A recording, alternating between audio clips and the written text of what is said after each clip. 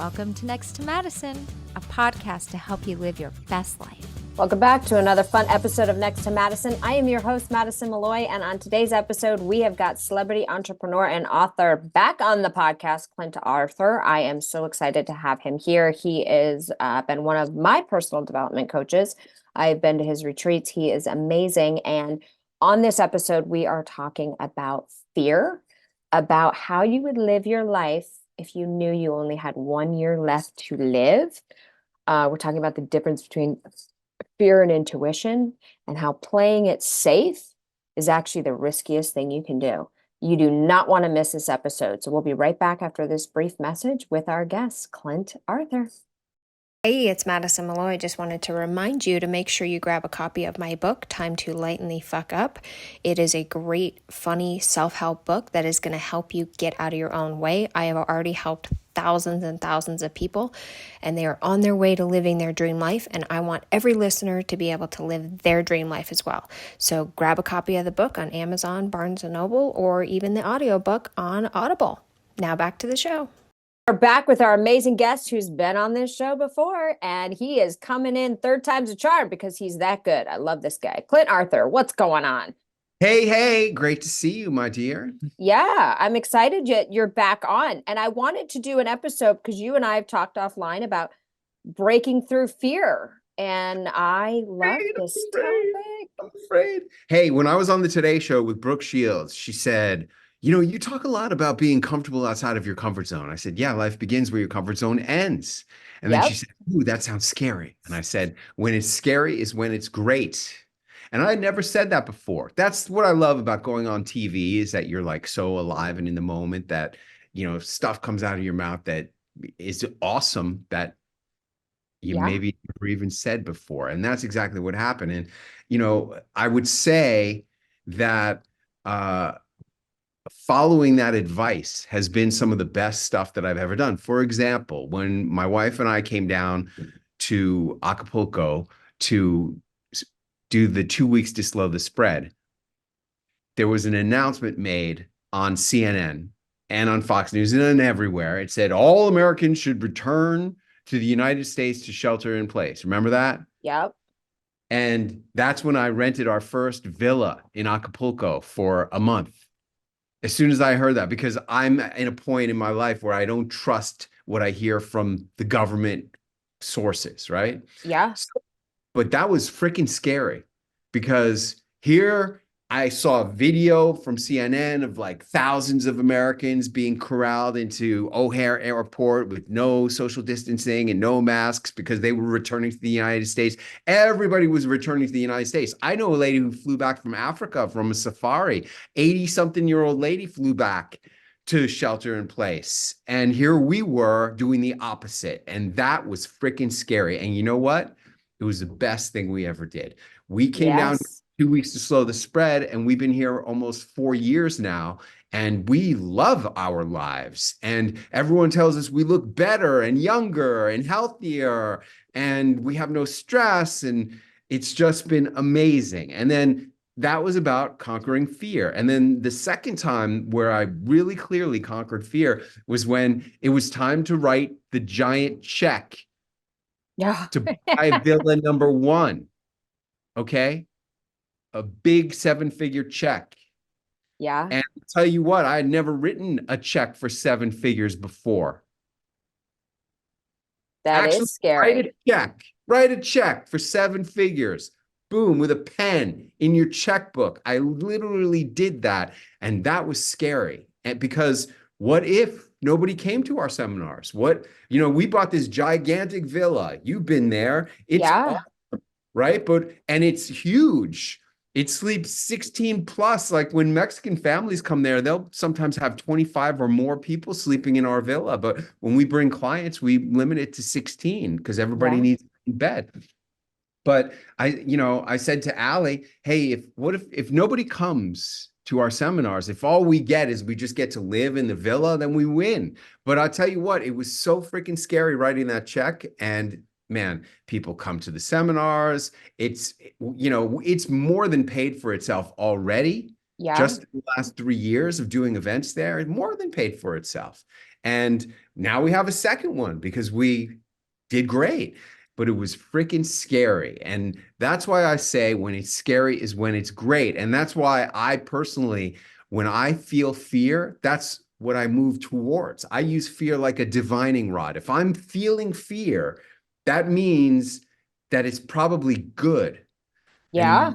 And where does this come from? Well, you remember when you were a kid? It's like, Daddy, Daddy, the boogeyman, it's the boogeyman in the closet. And what was the boogeyman? Your dad would come in and he'd turn on the light, and it would be a coat on a hanger with a Yep. shadow, casting a shadow. And the boogeyman was never real. It was always here. And this is the thing about fear. Fear is never, ever the issue. It's always, usually the fear is unfounded. Usually uh, you go through the fear and you get to the other side and you see that there was no cause for fear, that it, or if there was any cause for fear, it was way blown out of proportion, which takes me to my favorite quote from General George S. Patton: accept the challenges so that you can feel the exhilaration of victory. See, fear is a challenge. Fear is a Yeah. challenge. And when you accept that fear as a challenge and you go through the challenge and you get to the other side, you get to the exhilaration of victory. And that is why I use fear as a divining rod, and I move towards the fear because I want to get through it to the other side, to the exhilaration of victory. I love that. Okay, so here's a thought or a question. How do you tell the difference between fear and intuition? Because sometimes your intuition is there to protect you, stay away, don't do this, but it can come off as fear, Yeah, I know. I you know. know? I get a lot of, especially women who say, I just feel internally like I should not do this thing. And Yeah, how do you tell the difference between fear and intuition? Well, I think that intuition is more of a gut feeling, yeah, and fear is more of a head feeling. I think that's what it is. I think okay. that's what, because I never felt in my gut that we shouldn't go back to the United States to shelter in place. I always felt in my head that we should not go back to shelter in place. And I like that. I never felt like I was going to puke when I was going to write that 7-figure check for the villa. I only felt in my head, wow, maybe this, I had people telling me it's not smart. See, they didn't tell me you're making a gut move. They said it's not smart to spend all that money on a house in Mexico. They didn't say it was some, it was never a gut thing. It was always a head thing. So I think that's where it comes from. I think you nailed it on the head there. All right. Literally. I think you did. I love that because it is true. Like when your gut's telling you, you're right. When you do think of stuff that scares you, it is in your mind, the fear. Yeah, that's right. It's in your mind. It's all in Yeah. your mind. Fear is all in your mind. It's never, is I don't know that I've ever felt fear in my body. Yeah, that's your intuition saying you probably shouldn't do this or listen to something else or go in a different direction. Yeah. I don't know. That's the best I could do with that. No, I'm I not an love that. intuition person though. I'm really not. I'm more of an action kind of person. There's Yeah. very few times that my intuition tells me no. A lot of times I will want to say no, and sometimes I think my intuition comes more into play when it comes to people. Like sometimes I have a bad feeling about a person, or like you know, Yeah. I I don't want to do something with that person, and that's really more. It's more based on experience, I guess. I don't know. I don't know. We're talking about fear. I'm an expert at fear. That I know. So, what would be three tips to give somebody who feels that fear is keeping them stuck from starting a business, becoming a speaker, posting on social media? The first thing that people need to think about when they are feeling fear is holding them back is that usually fear is ungrounded. Usually the fear that you feel is for, there's all these acronyms. Fear is false expectations of appearing real, right? Right. You've heard that. That's Yeah. true. That's true. It's usually the fear is about something that is not real. And so therefore, you need to remember that most fear is based on stuff that's not real. So Yeah. that's number one. Number two is when you feel that fear, you should remember, accept the challenges so that you can feel the exhilaration of victory. Because once you get through the fear, you win. And Yeah. if you want to be a winner, I tell you what, if you really want to be a winner, you're going to have to feel a lot of fear because there is no victory. Yes. There is no victory of anything that matters without a certain amount of fear coming your way, especially if it's something that you want. If you really want something, it's probably intimidating and it's going to make you feel a certain fear of failure, a certain fear of embarrassment, a certain fear of getting hurt. Like Yeah. I was at my house, it could have been a huge financial injury to us if it didn't work out, or it could have resulted in us dying of COVID if it didn't work out. But we went through the fear and we got to the other side, and it was You're like, winning. going out, we are winning. And we went like going from living in the Wizard of Oz land in, how the Wizard of Oz starts in black and white and then it goes to color. Yeah. That's exactly what we got. We went from black and white to a more colorful life. Yeah. So, And is there a third step, or did you cover that third step? I think I missed that third step. But two steps works too. well, Identify what it is and then break through it. Because yeah, you don't win when you play safe. you cannot win. Well, you can win, but you don't win anything worth winning. Right. Nobody's talking about you. They're just like, You oh, don't win anything that's going to make you excited. Forget about what people are talking about. It's about you living your fullest life. You're not living your best life if you're just playing it safe all the time. yeah, You need to yes. you need to fear Yeah. failure in order to feel like you're growing and expanding your capabilities and living up to your potential. All of that stuff has to be experienced so that you really feel like, wow, this year was worth it. If you have another year of playing it safe, here we are, it's like January. If you have another year, if this is just Yeah. playing it safe year again, Oh, well, then you're not growing, you're not yeah. pushing your limits. And one of my best books that I wrote was called Break Through Your Upper Limits on TV. But a lot of people don't want to go on TV because they're scared to go on TV, or they're scared to go on stage and talk, or they're even scared to do a podcast interview because they're afraid, Yeah. well, what am I going to say? But if you're not breaking through your upper limits in your life, well, then what's it all about? It took me, like, when I first went on the Today Show, I came up with that idea of the book because I knew they wanted me for Yeah. personal growth. They wanted me for the last year of your life, okay, which we're going to talk about also. That they found me because of the last year of your life, which was living as if you're going to die. Yeah. So Okay, important. which itself is a scary thing, which got me on one of the biggest radio shows in the world, Coast to Coast AM radio with George Noory, which is Yeah. syndicated 500 markets around the world, which made me a best-selling author for my first time. That going on that show made me a best-selling author. And the question the lady said to me was, wow, living like you're going to die, that sounds scary. And I said, it is scary because if every day you're living as if you're going to die, we get what we expect. We get what we believe in. Maybe I'm bringing that onto myself. And she goes, well, let me call you back. And I thought she was just shining me on, but she wasn't shining me on. She called me back in 15 minutes and said, can you come on our show tonight? And I'm like, okay. How long is that going to be? It's going to be an hour. And I had no idea what this show was, but it was Yeah. enormous. And it came because of fear. But I love that. when they wanted me on the Today Show because of the last year of your life, and I wanted to go on to promote TV, and what I realized was going on TV is a personal growth and development program. Most people, the old saying from Jerry Seinfeld, most people would rather be in the coffin than giving the eulogy.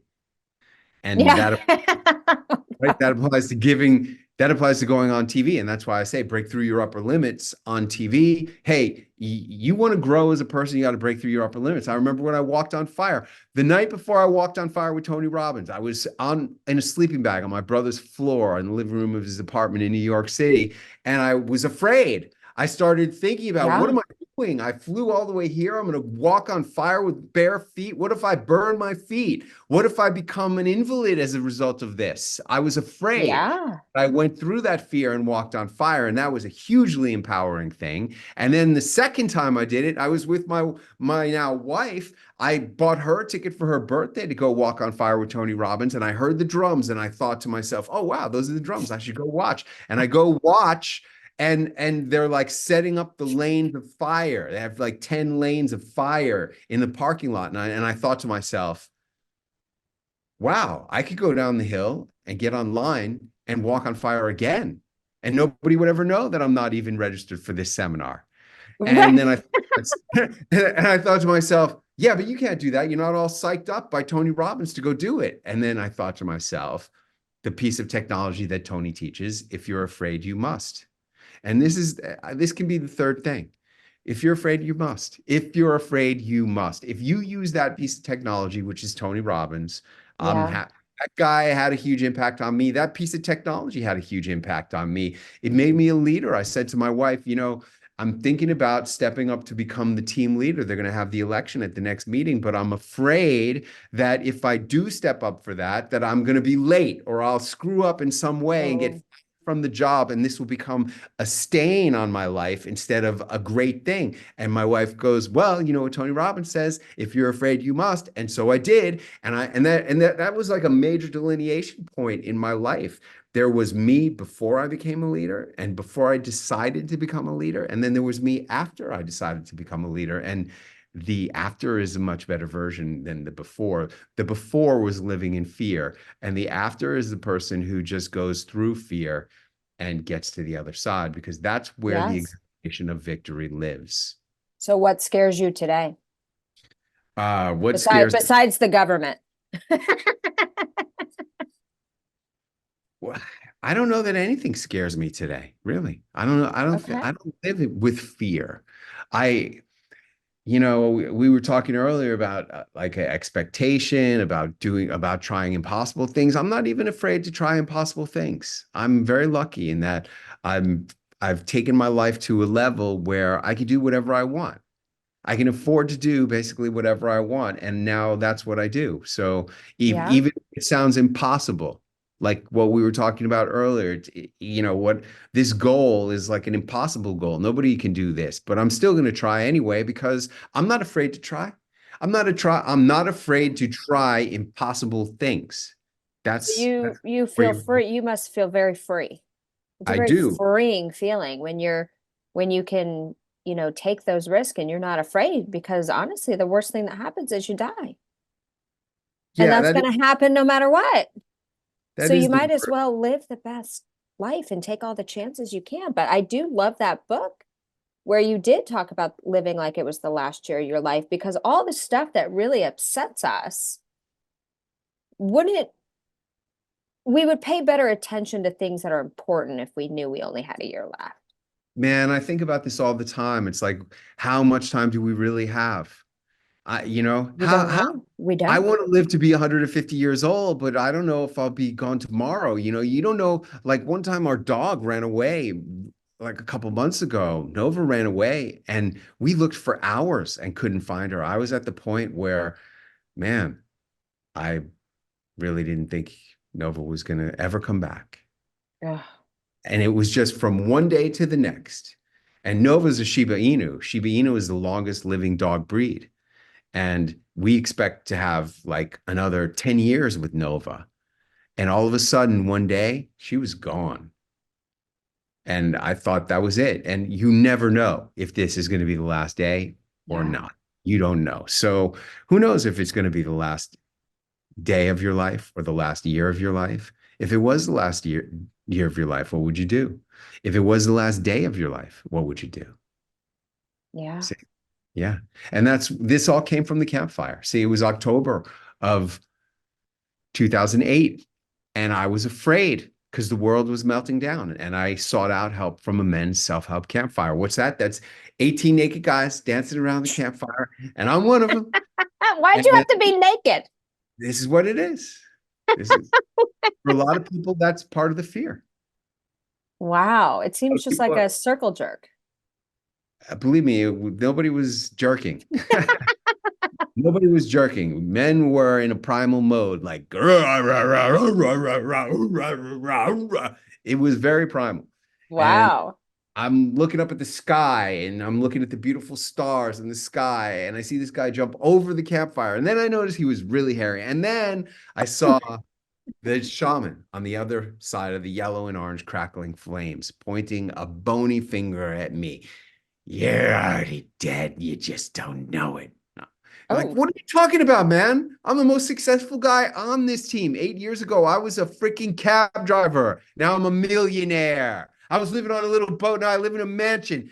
You're already dead. You just don't know it. And I didn't know what this guy was talking about. I had no idea, but I couldn't get it out of my mind. I would wake well, up in the middle yeah. of the night out of a sound sleep for months. I'm already dead. What does he mean? And I didn't know.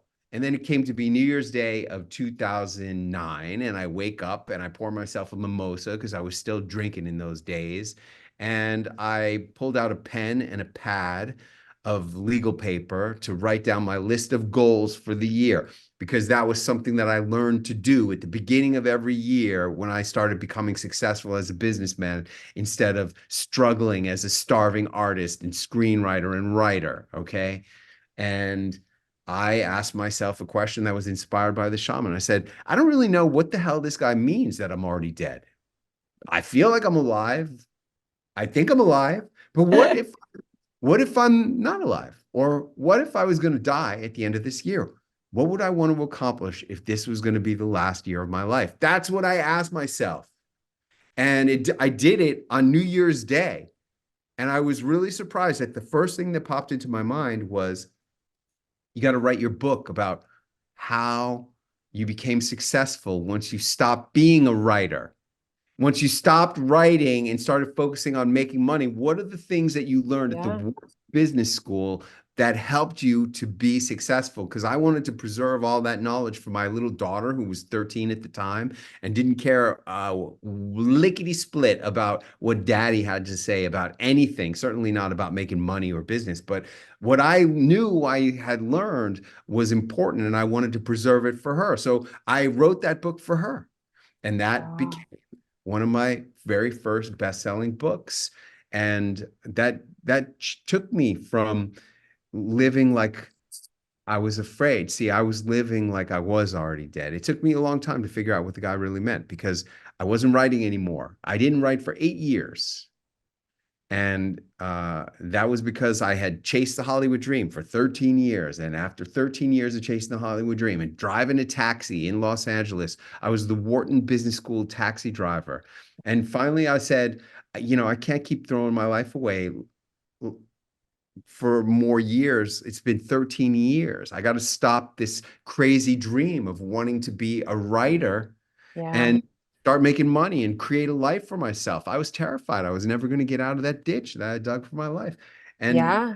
once I started living like I was going to die, that eliminated all the fear, procrastination, and doubt that I had Wow. been holding me back. And I wrote that book that became a best-selling book.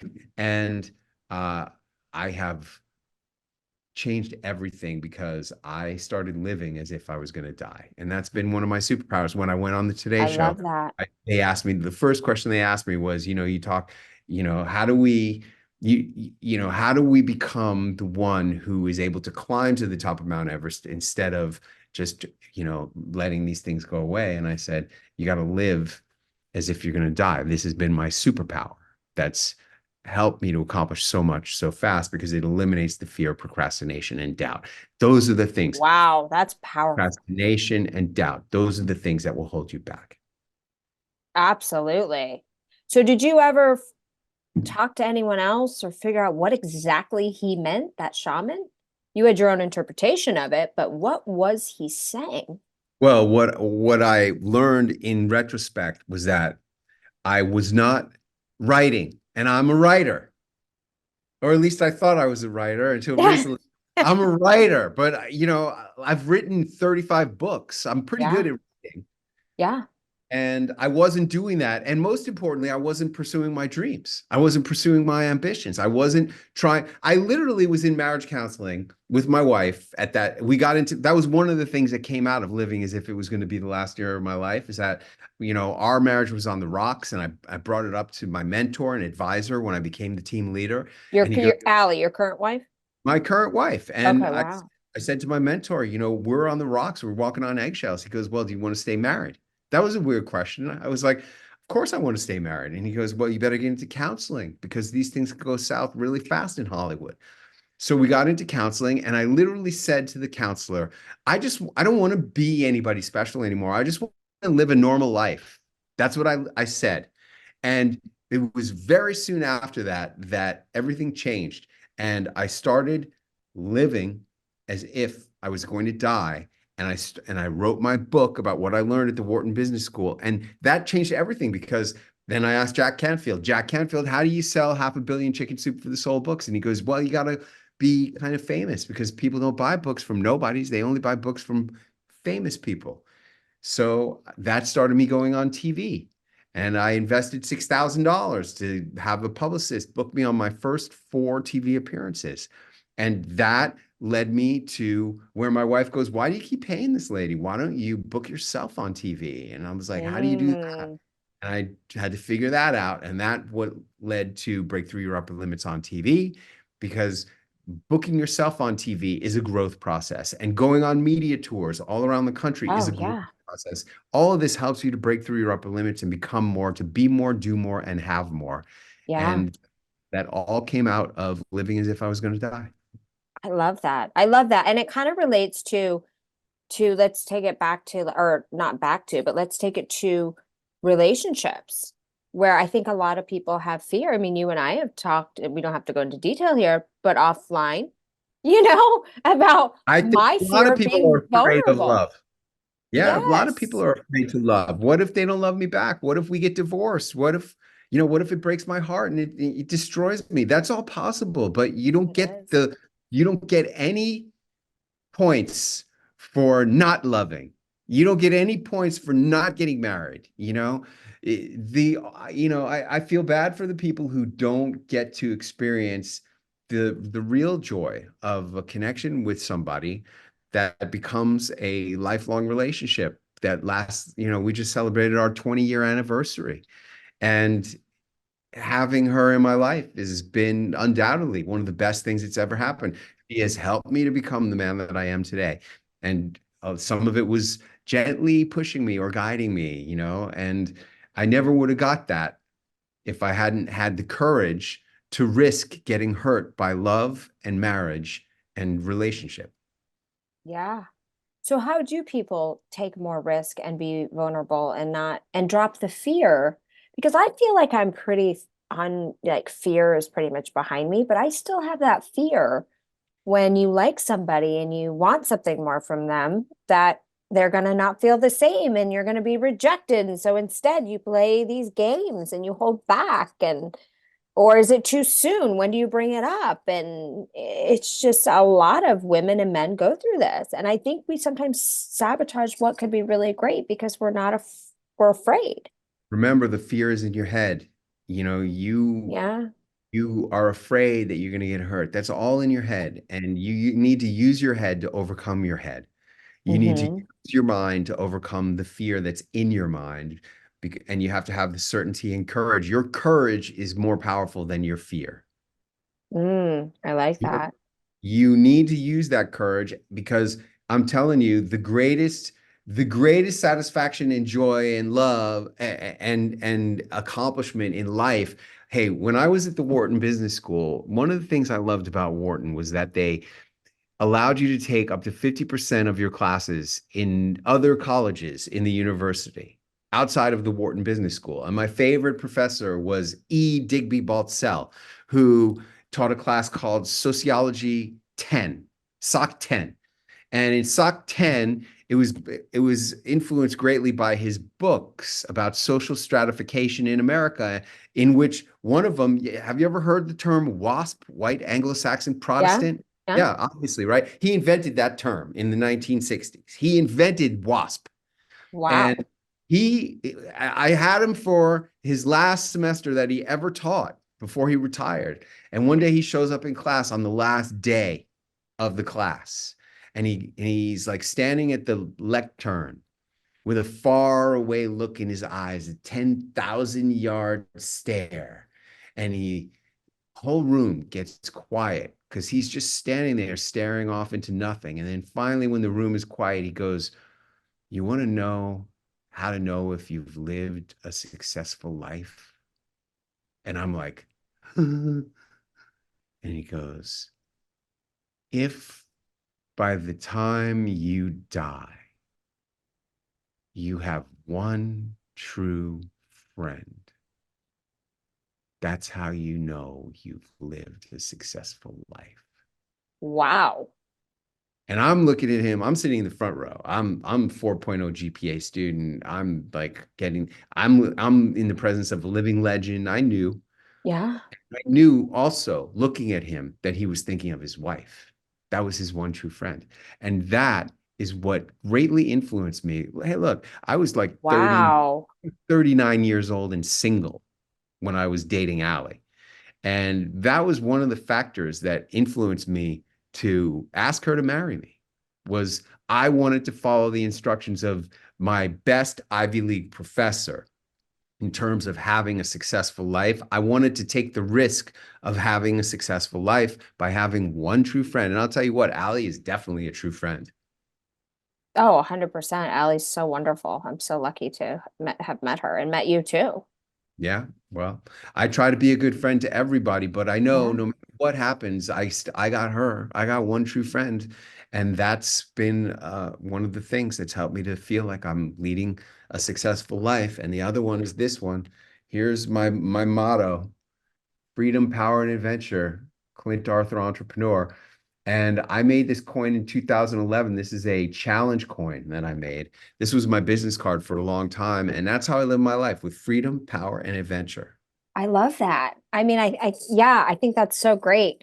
And like, you shouldn't be fearful because let's talk about that too. If you are scared to ask somebody for a relationship, or you're scared to interview for a job, or ask somebody to help you with a connection or pass your resume along and they say no, because that's the fear. And they could say no. You run a 50-50 shot.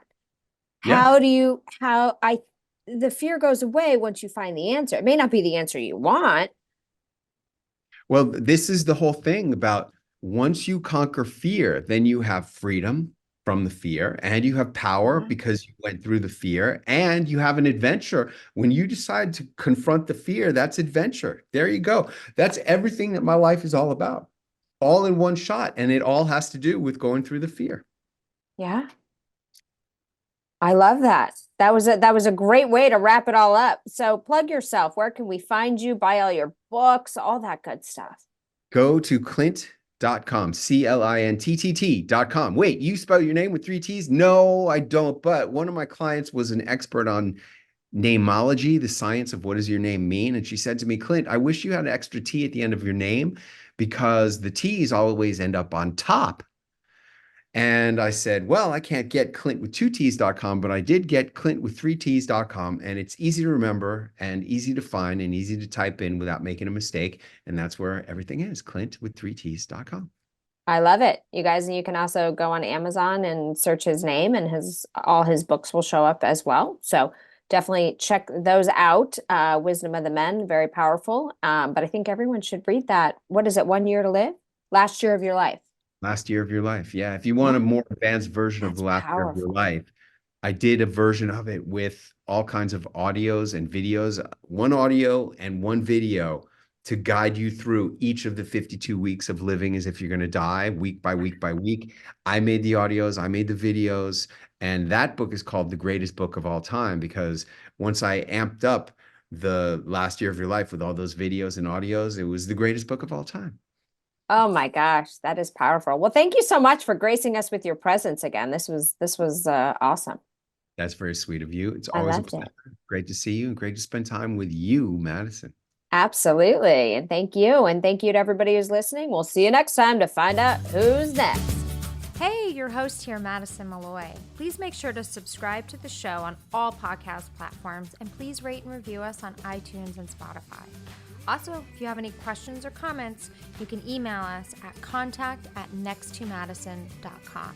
I thank you again for listening. Bye.